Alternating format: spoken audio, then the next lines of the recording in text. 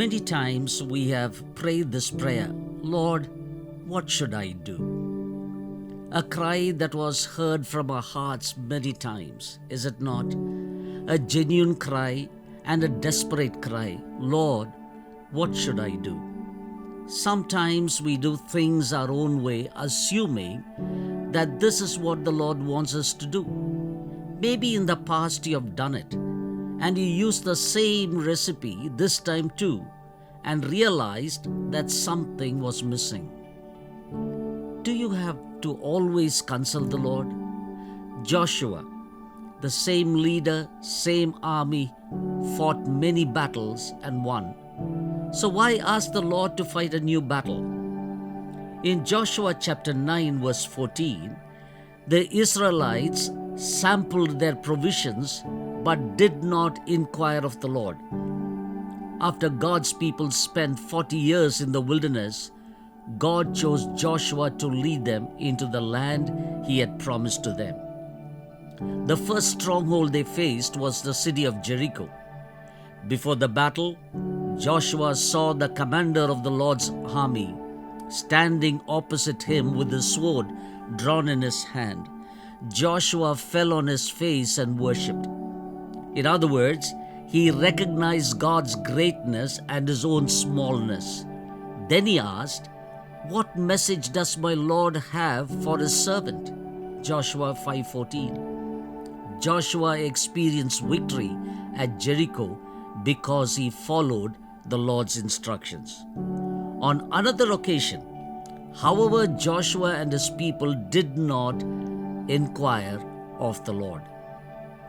Joshua chapter 9 verse 14. As a result, they were deceived into making a peace treaty with the people of Gibeon, enemies of the land of Canaan. This displeased the Lord. My friend, there are 4 responses to the counsel of God.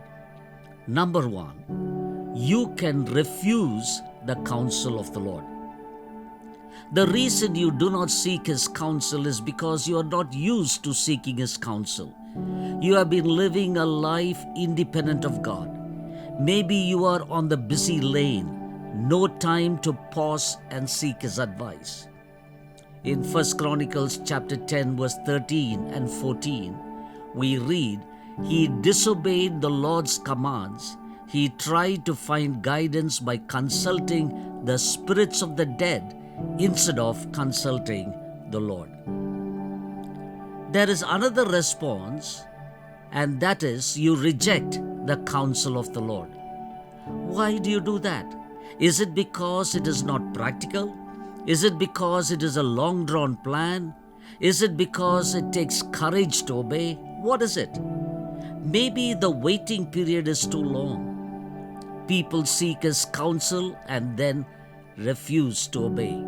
The Bible says in Proverbs chapter 3 verse 5 and 6, trust in the Lord with all your heart and lean not on your own understanding. In all your ways submit to Him and He will make your path straight. You can either refuse or reject.